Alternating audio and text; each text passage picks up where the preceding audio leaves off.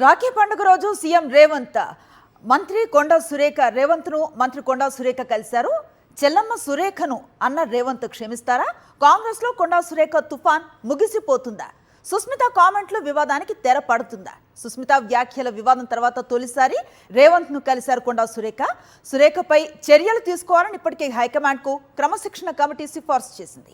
ముఖ్యమంత్రి రేవంత్ రెడ్డిని కలిశారు మంత్రి కొండా సురేఖ. ఇదే అంశానికి సంబంధించి కంప్లీట్ డీటెయిల్స్ మా కరెస్పాండెంట్ రాకేష్ అడిగి తెలుసుకునే ప్రయత్నం చేద్దాం. రాకేష్, చెప్పండి, కొండా సుస్మిత వ్యాఖ్యల అనంతరం వ్యవహారం ఏఐసిసి వరకు వెళ్ళింది. ఈ నేపథ్యంలో కొండా సురేఖ ముఖ్యమంత్రి రేవంత్ రెడ్డిని కలవటం అన్నది ఎలా చూడాల్సిన అవసరం ఉంది? కాంగ్రెస్ కీలక నేతలు ఏమంటున్నారు?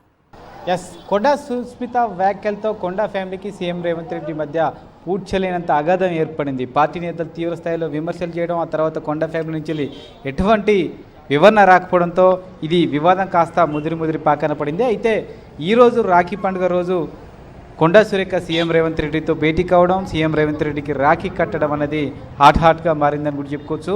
అయితే ఈ వ్యవహారంతో రాజీనామా అనేది ఒకటి తేలే అవకాశం కనిపిస్తూ ఉంది. ఎందుకంటే పార్టీ నేతలందరూ కూడా ఆమె రాజీనామాకు పట్టుబట్టారు. ఖచ్చితంగా బహిరంగంగా క్షమాపణ చెప్పాలని డిమాండ్ చేసిన నేపథ్యంలో ఆ తర్వాత క్రమశిక్షణ కమిటీ కూడా కఠిన చర్యలకు సిఫారసు చేసింది.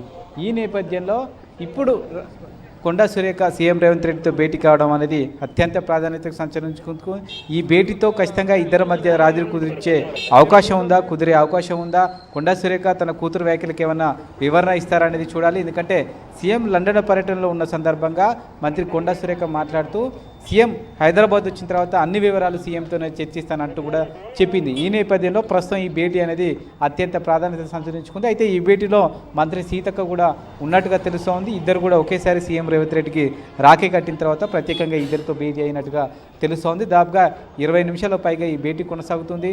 తన కూతురు వ్యాఖ్యలపైన వివరించే ప్రయత్నం జరుగుతున్నట్టుగా కొంతమంది పార్టీ నేతలు అయితే చెప్తున్న పరిస్థితి కనబడుతూ ఉంది. అయితే గతంలో ఇదే విధంగా సుస్మిత పటేల్ చేసిన వ్యాఖ్యలకు బహిరంగంగా మంత్రి కొండా సురేఖ సీఎంకు క్షమాపణలు చెప్పిన నేపథ్యంలో అప్పుడు ఈ వివాదం ముగిసింది.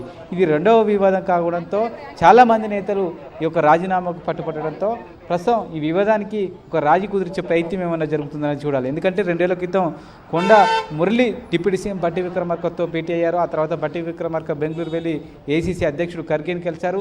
దీంతో ఏదో రాజీ ప్రయత్నం జరుగుతుందనే ఒక చర్చ ఊపందుకుంది. ఆ తర్వాత పార్టీ నేతలు ఎవరు కూడా ఈ అంశంపైన మాట్లాడడానికి నిరాకరించారు. కొండా ఫ్యామిలీ కూడా ఈ అంశంపైన పెద్దగా స్పందించలేదు.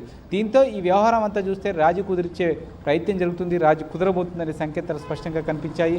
మరోవైపు క్రమశిక్షణ కమిటీ ఏమో కఠిన చర్యలు తీసుకోవాలంటూ కూడా ఏసీసీకి సిఫారసు చేసింది. ఈ నేపథ్యంలో ఏదో జరుగుతుందనే ఒక చర్చ నేపథ్యంలో రాఖీ సందర్భంగా సీఎంకు రాఖీ కట్టడం, ప్రత్యేకంగా భేటీ కావడం అనేది ఒక చర్చకు, ఒక ఉత్కంఠకు దారితీసింది. ఈ భేటీ అనంతరం కొండా సురేఖ మీడియాతో మాట్లాడే అవకాశం కనిపిస్తూ ఉంది. అయితే ఆ సందర్భంగా ఏం మాట్లాడుతుంది, సీఎంతో చర్చించిన అంశాలు ఏమైనా ప్రస్తావిస్తారా? దీనికి సంబంధించి ఒక క్లారిటీ కాసేపట్లో వచ్చే అవకాశం అయితే కనిపిస్తుంది. పార్టీ నేతలు అయితే ఆతృతగా ఎదురు చూస్తున్నారు. ఈ మొత్తం గత వారం రోజుల నుంచి కూడా తీవ్ర స్థాయిలో పార్టీ నేతల మధ్య వివాదం నెలకొన్న నేపథ్యంలో దీనన్నిటికీ భేటీతో పులి స్టాప్ పడనుందా, ఎండ్ కార్డు పడనుందా అనేది మరికాపట్లో సేపట్లో తేలే అవకాశం ఉంది. అన్నగా సీఎం రేవంత్ రెడ్డి తన చెల్లి కొండా సురేఖను క్షమించి ఈ వివాదానికి ముగింపు పలుకుతారా, లేదంటే బాధ్యతగా ప్రభుత్వం మీదున్న వ్యవహారంతో దీనికి ఒక కంక్లూజన్ ఇచ్చేందుకు, లేదంటే కఠిన చర్యల వైపే మొగ్గు చూపుతారా అనేది కాసేపట్లో తేలబోతా ఉంది.